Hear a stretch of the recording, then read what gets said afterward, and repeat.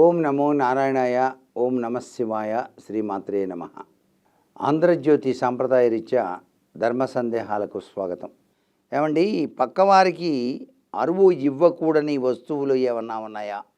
పక్కవారికి అరువు ఇవ్వకూడదు అంటే అప్పుగా ఇవ్వటం అనేది అంత మంచిది కాదు. ఏ వస్తువైనా దానంగా ఇవ్వచ్చు, కానీ అరువుగా ఇవ్వకూడదు. ఈ పుస్తకాలు కొంటాం, ఒక్కోసారి ఆ పుస్తకం ఒకసారి ఇవ్వండి సార్ చూసిస్తామని తీసుకెళ్తారు, అదంతా నలిపి పాడు చేసి ఇస్తారు. ఒకవేళ పుస్తకం బాగుంది సార్ ఇస్తారా అన్నప్పుడు అతనికి ఇస్తున్నట్టుగా పైన రాసి చక్కగా సంతకం పెట్టి wish you best of luck అని ఇస్తే ఆ పుస్తకాన్ని అతను నాదే కదా అని చాలా జాగ్రత్తగా చూసుకుంటాడు. అలాగే పెన్నులు ఒకటి, పెన్ను ఇచ్చేటప్పుడు క్యాప్ తీసి ఇవ్వండి. మళ్ళీ మర్చిపోకుండా క్యాప్ కోసం అతను చూసుకుంటాడు కదా. ఒకవేళ పెన్ను అరే అతని దగ్గర తీసుకొచ్చాను కదా అని వెంటనే ఇచ్చేస్తాడు. మనం బ్యాంకుకి వెళ్ళినప్పుడు హడావిడిగా పెన్ను పెట్టుకొని వెళ్ళటం మర్చిపోతుంటాం. రాసేటువంటి విధి విధానంలో పెన్ను కావాల్సి వస్తుంది సొంతకం పెట్టడానికి. అప్పుడు పక్కవాడు పెన్ను తీసుకుంటుంటాం. పెన్ను తీసుకొని హడావిడిగా మన డబ్బులు మనం తీసుకొని జేబులో పెట్టుకొని పెన్ను వెళ్ళిపోతుంటాం.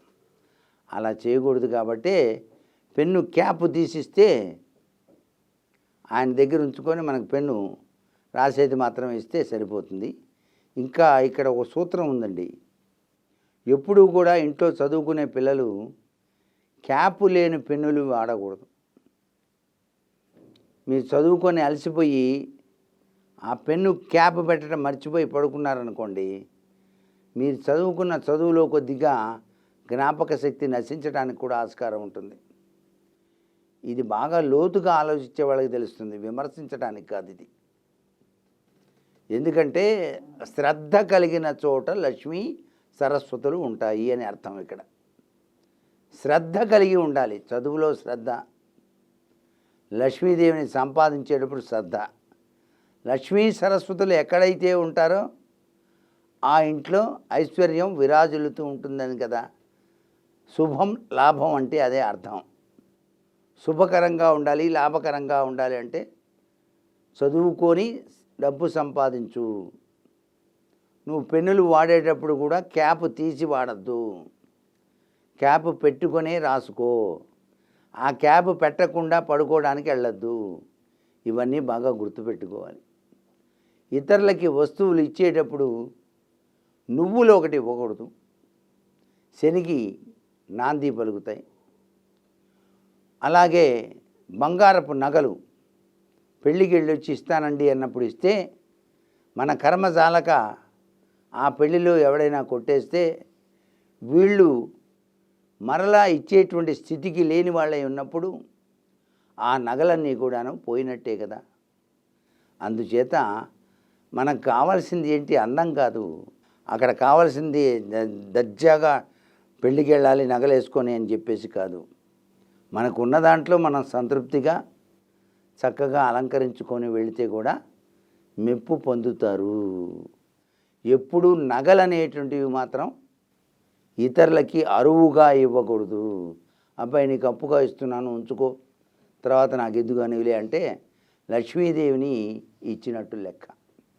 ఇక వడ్డీ వ్యాపారం చేసేవాళ్ళు తీసుకోవడం అది వేరు.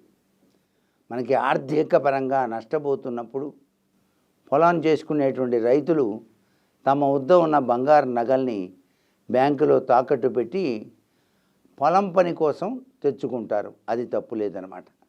ఎందుకంటే అక్కడ కూడా ధనలక్ష్మి,